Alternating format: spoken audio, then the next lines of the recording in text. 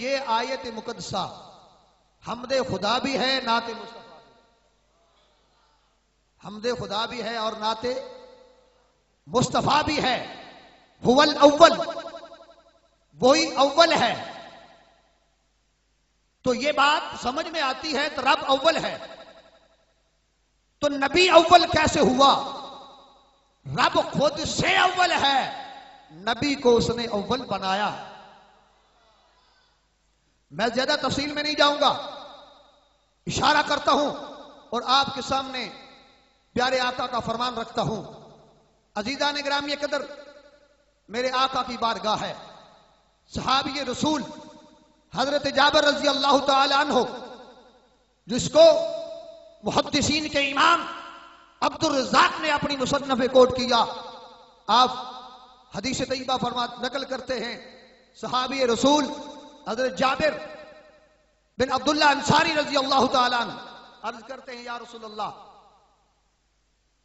اللہ صلی اللہ علیہ وسلم، اللہ اکبر، اخبرنی ان اول شیء خلقہ اللہ تعالی، یا رسول اللہ مجھے خبر دیجئے کہ سب سے پہلے اللہ نے کس کو تخلیق کیا؟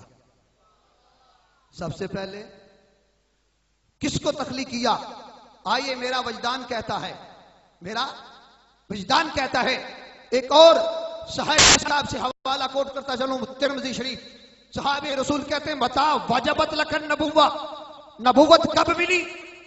تو عزیزان گرامی قدر، جب میرے آقا کریم صلی اللہ علیہ وسلم سے سوال کیا جاتا ہے آپ نبی کب بنے، آپ نبی کب تھے، سب سے پہلے کس کو تخلیق کیا؟ میرے وجدان کہتا ہے صحابی رسول نے کہا ہوگا کہ یا رسول اللہ آپ نبی کب بنے؟ میرے آقا نے جواب دیا ہوا ہوگا کہ میں نبی اس وقت بنا جب کبھی نہیں بنا۔ یا رسول اللہ آپ نبی تب بنے؟ فرمایا وہ اس وقت تب بھی نہیں بنا تھا۔ عرض کیا آقا پھر کیا تھا؟ صحابی رسول عرض کرتے ہیں، یا رسول اللہ پھر کیا تھا؟